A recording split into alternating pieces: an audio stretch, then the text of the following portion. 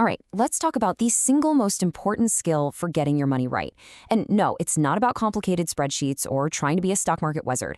It's actually way simpler. It's about learning the crucial difference between what you need and what you want. So, let me ask you a question. What do you think is the number one reason people really struggle with their money? You might think, oh, it's low pay or the economy's just bad. And look, those things are definitely real factors, but they're often not the root of the problem.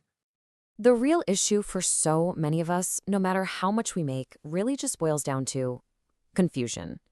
Yep, a simple mix-up between two words we use every single day. And it's that confusion that just quietly, sneakily drains our bank accounts without us even realizing it. Okay, so how do we clear up that confusion? Well, we have to go back to square one. It all starts with getting a rock-solid, crystal-clear idea of what a need actually is. So what exactly is a need? It's pretty simple. It's non-negotiable. It's something you absolutely have to survive and just function, to get through your day-to-day life. Think of it like the foundation of a house. Without it, everything else on top is going to come crashing down. Now you'll notice a key word that connects all of these things, and that word is basic. We're talking about basic housing, a safe roof over your head, not a penthouse suite, basic food from the grocery store, the utilities that keep the lights on, a reliable way to get to your job, simple clothes to wear, and of course, healthcare. The whole point here is function, not flash. All right, so we've laid that foundation with our needs. Now let's flip the coin and talk about the other side, our wants. So, a want, what's that? Well, it's anything that adds a little extra comfort or convenience or just plain old enjoyment to your life. These are the things that make life fun, right? But, and this is the key, you don't actually need them to survive. And yeah, I'm sure this list looks pretty familiar. Eating at restaurants, buying brand name stuff, having like 5 different streaming subscriptions, always needing the newest phone, driving a fancy car. Now, I want to be really clear. Wants are not bad. They're great, but they have to come after all of your needs are taken care of. Okay, that's all great in theory, but how do you figure this out in the moment? When you're standing in a store or scrolling online. Well, let's walk through a really simple 4-question test you can use for pretty much any purchase. First up, you have to be totally honest with yourself. Ask, can I physically live and get through my week without this thing? If the answer is yes, then congratulations, you're looking at a want.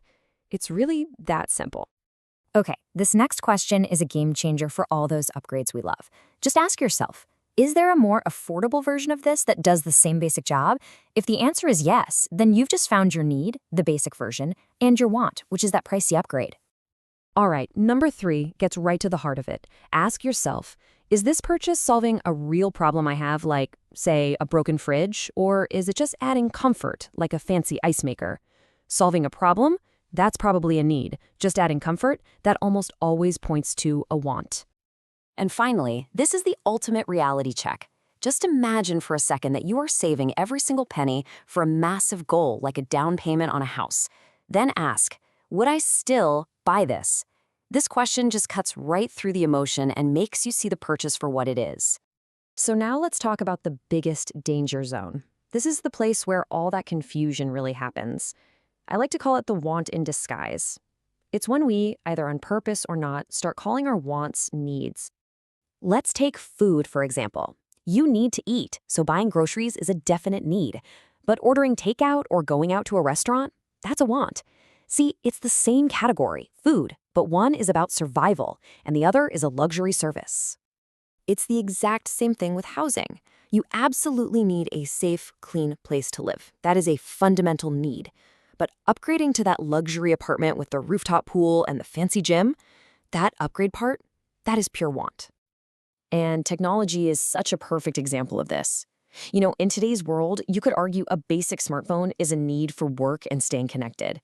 But that urge to get the newest, shiniest, most expensive model the second it comes out, that is 100% a want. So why do we keep falling into this trap? Well, we tell ourselves stories.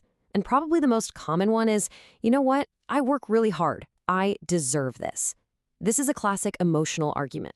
It feels true, so we act like it is, but it has absolutely nothing to do with whether something is a need or a want. Oh, here's another one that marketers have spent billions teaching us. This saves time. We convince ourselves that convenience is the same thing as a necessity. Our brains are just wired to find the easy way out, and advertisers know that. But here's the thing.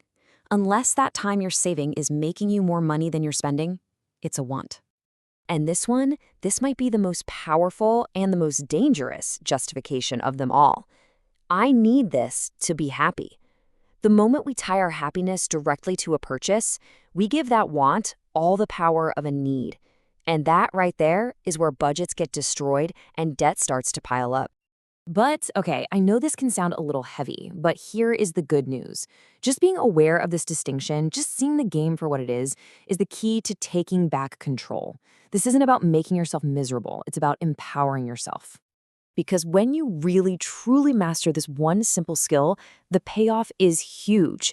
You can finally spend your money with confidence because you know your priorities are covered. You can save money consistently, you'll naturally start to avoid debt. And all of that together, that's what puts you on the path to building real, long-term wealth. So this isn't just something to think about, it's something to do. I want to leave you with a direct challenge. Take a look at your spending from the last week. What's one thing you've been treating like a need that you can honestly recategorize as a want today? Because that simple choice, that's where true financial control begins.